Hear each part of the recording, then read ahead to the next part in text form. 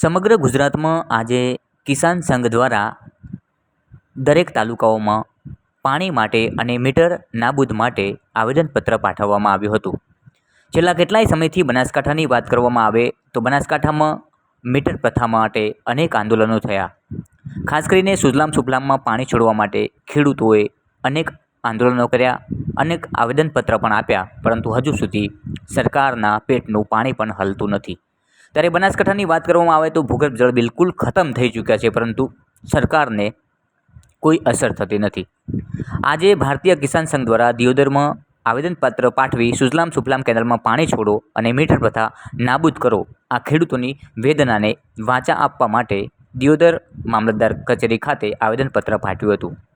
દિયોદર ભારતીય કિસાન સંઘ દ્વારા ગુરુવારના રોજ વીજ કચેરી ખાતે ખેડૂતોને લગતા વિવિધ પ્રશ્નો બાબતે ખેડૂતોને એકઠા કરે રેલી યોજી નાયબ કલેક્ટરને અને આવેદનપત્ર પાઠવવામાં આવ્યું હતું.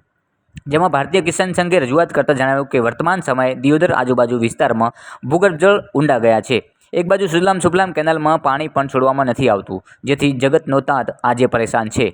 સરકાર ખેડૂતોની રજૂઆત ધ્યાને લઈ સુજલામ સુફલામમાં પાણી છોડે, મીટર પ્રથા દૂર કરવી જોઈએ. દિયોદર તાલુકાના દરેક ગામના તળાવો નર્મદા મૈયાના નીરથી ભરવામાં આવે, રીસર્વેની કનડગત દૂર કરવામાં આવે તેવી વિવિધ માગણીઓને લઈને આજે આવેદનપત્ર પાઠવવામાં આવ્યું હતું. મહત્ત્વની વાત કે બનાસકાંઠા જિલ્લામાં છેલ્લા કેટલાય સમયથી ખેડૂતોને વારંવાર આંદોલનો કરવા પડે છે, પરંતુ ક્યાંક ને ક્યાંક સરકારની રાજકીય કિન્નાખોરીથી આજે આ ખેડૂતો પરેશાન છે. કેટલાય સમયથી કેટલાય આવેદનપત્રો આપી ચૂક્યા છે, તેમ છતાં પાણી છોડવામાં આવતું નથી. અત્યારે બનાસકાંઠાના ભૂગર્ભ જળ બિલકુલ ખતમ થઈ ચૂક્યા છે.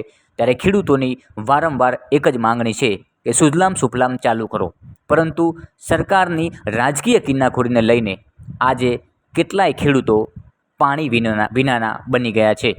અત્યારે બનાસકાંઠાની વાત કરવામાં આવે તો છેવાડાના વિસ્તારમાં આજે ગામડામાં પણ પીવાના પાણી માટે ફાંફા મારવા પડે છે.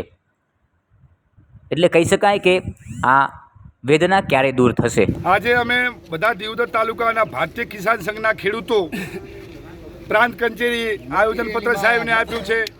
અમારા પ્રશ્ન છે, એક તો મીટર પ્રથા નાબૂદ કરવી જોઈએ. બીજો પ્રશ્ન અમારો છે કે સુજલામ સુફલામ કાયમી માટે ચાલુ રહે. ત્રીજો પ્રશ્ન અમારો છે કે ગામડે ગામડે તળાવ ભરે. ચોથો પ્રશ્ન અમારો એ છે કે રીસર્વેમાં થતી કનડગત દૂર કરે. અને જો આ અમારી સંતોષો સ્વીકારવામાં નહીં આવે તો અગાઉ સમયની અંદર અમે દરેક કિસાન સંઘના ભારતીય કિસાન સંઘના ખેડૂતો ઉગ્ર આંદોલન કરશું. અમારી મુખ્ય માગણી છે મીટર પ્રથા દૂર કરો. કેટલાક કિસાનોને મીટર છે, જ્યારે કેટલાકને વગર મીટરે ચાલે છે. વગર મીટરવાળાને 7,000માં મહિને આવે છે, જ્યારે મીટરવાળાને સીધા 10,000 થી 12,000 રૂપિયાનું બિલ આવે છે. એટલે એક જ ખેતરની અંદર બે બોર ચાલતા હોય તો આવો ડિફરન્ટ તફાવત શા માટે, ભેદભાવ શા માટે, બેવડી નીતિ શા માટે? બીજી અમારી માગણી છે કે ગામડે ગામડે સુજલામ સુફલામ કેનાલથી સીધા તળાવ ભરો, જેનાથી અમારા ભૂગર્ભ જળ ઊંચા આવે. અમારી ત્રીજી માગણી છે કે સુજલામ સુફલામ કેનાલ જે કોરી પડી છે એને 12 માસ સતત વહેતી રાખો. માગણી નહીં સંતોષાય તો આગામી વિધાનસભાની ચૂંટણી તૈયારી છે, એનો અમે સખત વિરોધ કરશું. અને એક પણ વોટિંગ નહીં કરો, દિયોદર તાલુકામાંથી એક પણ વોટિંગનો ટપાકો નહીં થવા દો, એ અમારા કિસાન સંઘની બોંધરી છે.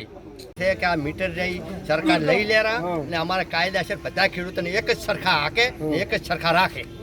આ જ અમારો નિયમ છે કે એકના 20,000 લેવા ને એકના 7,000 લેવા. આવો ભેદભાવ કેમ રાખે છે આ સરકાર? તો શા માટે આટલો ડગો ખેડૂત માટે કરી દીધી છે?